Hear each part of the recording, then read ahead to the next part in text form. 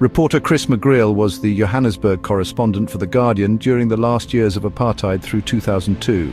He has been closely following the South African-born billionaire Elon Musk, who was born in 1971 in Johannesburg, South Africa, and raised under the country's racist apartheid laws.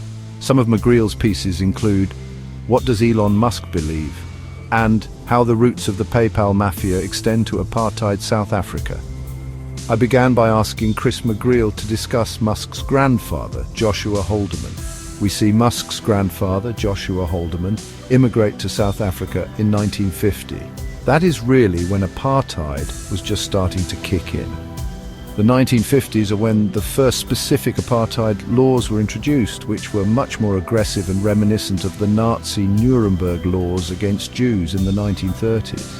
These laws stripped black people of the right to work in certain places, controlled their movements, and confined them to specific areas.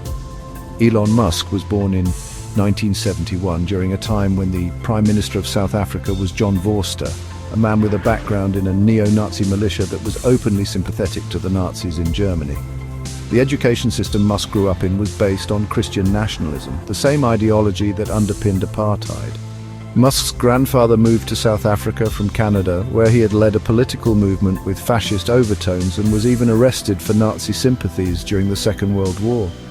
After the war, he found little support in Canada and looked to South Africa as a place that aligned with his beliefs. Musk's father, Errol, made the family fortune through investments in emerald mines in Zambia, benefiting from the harsh conditions and inequalities of the time.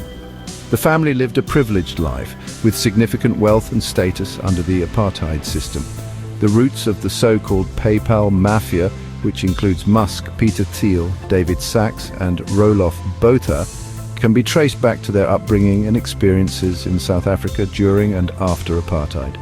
Many of them share similar worldviews shaped by the privileges and contradictions of their backgrounds. Recent political developments, including the suspension of aid to South Africa and debates about refugee status for white South Africans, highlight how these historical dynamics continue to influence global conversations today. Credits Guardian reporter Chris McGreal.